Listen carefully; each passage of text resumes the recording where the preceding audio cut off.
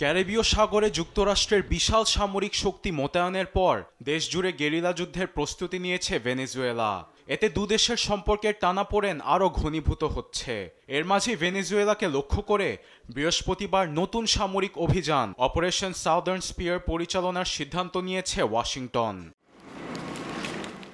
অভিযানের বিষয়ে নিশ্চিত করেছেন মার্কিন যুদ্ধমন্ত্রী পিট হেগসেথ। সামাজিক যোগাযোগ মাধ্যম ট্রুথ সোশ্যালে জানান, অপারেশন সাউদার্ন স্পিয়ার মাদক সন্ত্রাসীদের টার্গেট করে পরিচালনা করা হবে। ক্যারিবীয় অঞ্চল হয়ে আসা মাদক মার্কিনীদের জীবন হুমকির মুখে ফেলছে বলেও জানান তিনি। তবে ভেনেজুয়েলার অভ্যন্তরে অভিযান চালানো হবে কিনা এ বিষয়ে সরাসরি মুখ খুলেননি মার্কিন যুদ্ধমন্ত্রী। এমন পরিস্থিতির মধ্যেই জনগণকে উজ্জীবিত করতে ক্যারাকাসের রাজপথে নেমেছেন ভেনেজুয়েলার প্রেসিডেন্ট নিকোলাস মাদুরো। শত শত তরুণ সমর্থকদের এক র্যালিতে নেতৃত্ব দেন তিনি।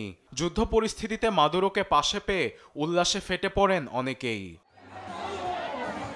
পরে এক সংবাদ সম্মেলনে শান্তির জন্য ভেনেজুয়েলার পাশে দাঁড়াতে মার্কিনীদের আহ্বান জানান মাদুরো। পুরো দেশ একতাবদ্ধ হয়েছে বলেও জানান তিনি। আমরা এমন এক সময়ের মধ্যে আছি যখন সমগ্র দেশের জনগণ এক হয়েছে। সামাজিক, রাজনৈতিক, সাংস্কৃতিক এবং অর্থনৈতিক সব দিক দিয়ে আমরা আরও শক্তিশালী এবং সুসংগঠিত হয়েছি। যুক্তরাষ্ট্রের মতো ফ্যাসিস্ট শক্তির উত্থান ভেনেজুয়েলার জনগণ চায় না।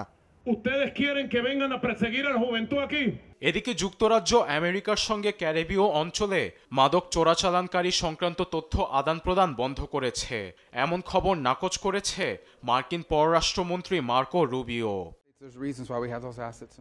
আরবেদ Afsar, news desk, Desh TV.